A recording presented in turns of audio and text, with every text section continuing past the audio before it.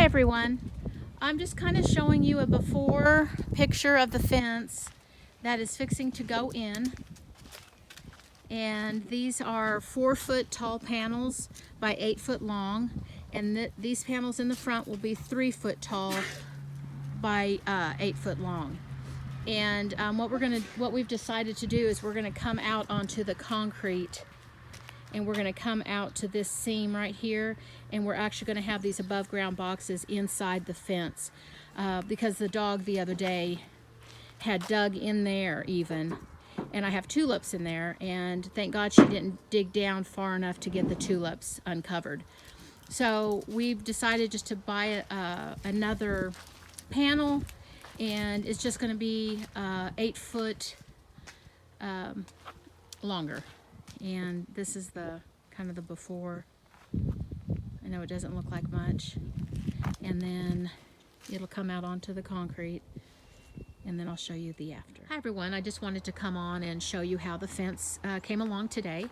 We were able to get the 3-foot section secure and up in the gate up, and then the 4-foot sections, we started on that, and we had to stop because there was some concrete that we need to have dried before we can attach the other post into the ground. We'll have to wait for the concrete to set, and then we can put the screw mounts in it. But I'm just looking over the area, and I am really glad that I brought this fence out an extra 8 feet onto this concrete. It kind of gives it a second phase to me, where I can walk into the gate, I walk onto concrete, which I'm thinking about staining this concrete. This was some stain that I had tried out. It's a terracotta color years ago. In fact, it still is on here. And I think that is a great color. It's kind of a brown, natural color, but it will also kind of set off my terracotta pots and such. But I just really like the feel it's giving off, coming in here, having the above ground boxes, and then of course everything will be planted up. Then everything I have planted up along the sides, and the honeysuckle growing up over the pergola, and then the other above ground box, and of course the back I will have an above ground box on the other side of that fence right here, and then the one that I just built and planted back here will be planted up, and in the back the ranunculus, and then I have all the back area full of peonies. And but what a neat area, and I'm really excited about seeing this, how it comes along this spring and summer.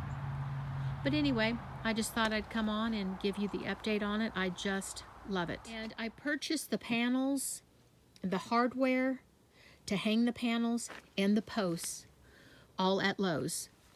And they have, I believe they have 3 different sizes. They have the 3-foot, they have the 4-foot, and then they also have a 5-foot height panel.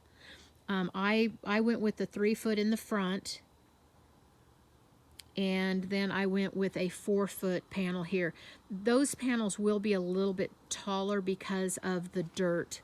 I had to come up a little bit right there. So they look a little bit taller, and I like that look, but that's a 4-foot panel. But anyway, I believe they've got three different heights and sizes, and the hardware that you need to put the fence together. My son-in-law was the one that put the tap screws into the concrete and drilled the holes and stuff for me. So I'm not sure where I'm sure he got that hardware also at Lowe's, but we also went ahead and put in tap screws to hold in the fence so it won't slip out. So it won't come out like this in time. So it's in there, it's not going anywhere. So anyway, I really like it, and I just wanted to let everyone know where I did get the fence at. And earlier today, we also added on to the above ground boxes. You know how you just kind of lay in bed and you're like, man, that would look so good, something added on. And I could just picture having maybe some extra vegetables growing here that could just kind of overflow, or a trellis inside the boxes here. That would be, that could grow 8 foot tall, and that wouldn't just tower over inside the boxes. I was gonna, because I have sweet peas inside the above ground boxes already, and I was gonna put a trellis inside, kind of a triangle trellis going up, but those sweet peas will grow an easy 8 to 10 feet tall, and I think that would just, I think the winds here in Oklahoma would blow them over. So that's where I got the idea of just adding on a lower box to the above ground boxes here, and I think they look really good.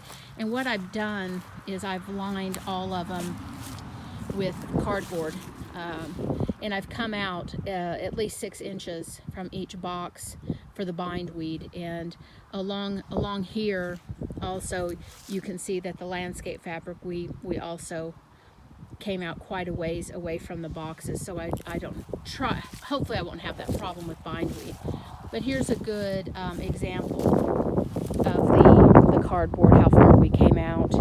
And then inside, there's landscape fabric about 2 inches out from the above ground boxes, so we set the cardboard on top of that landscape fabric. And I'm also going to add some plastic trash bags or something along the seam,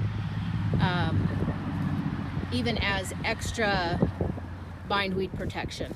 So that's how bad it is here. But anyway, there's the above ground boxes, and I'll be staining these also. So I was just wondering how everyone else is doing on their seeding, and what you have already started to seed in January now.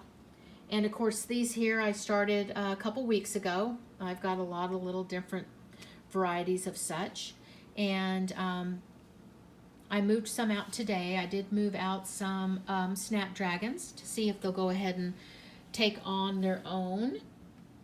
I've got a lot of aster, apricot aster coming up, a ton of it. And my bells of Ireland, I cannot wait to get that going. Some cleome. I only got 6 germinated. It is a little difficult. Oh, maybe 7. It is difficult to germinate, and I was reading on it, on the cleome. It is a perennial, and it will reseed itself, and they will continue to grow and to expand more. But you have to germinate the seed, and then you have to put it in the refrigerator for like 7 days covered, and then you bring it back out. So there is a process with the cleome, and that's why I'm saying I'm lucky that I have what I've got. So that was just out of luck. But I've got some ornamental kale that I'm fixing to put out, a few delphiniums. They did not germinate very well for me either. The salvia germinated really well. It's got another month inside. Most all these have another month inside here. And then I finally got my cloves to kind of do their thing. This one here is the common clove, and this one here I believe is the garlic. Yes, and this is the garlic one. So I have 2 different. And I'm going to leave them in these pots. And but right now that's all I have started. My stalk is doing well. My stalk came up well. My bells of Ireland, lots of bells of Ireland. Ooh, I'm so excited about that. And that's it really.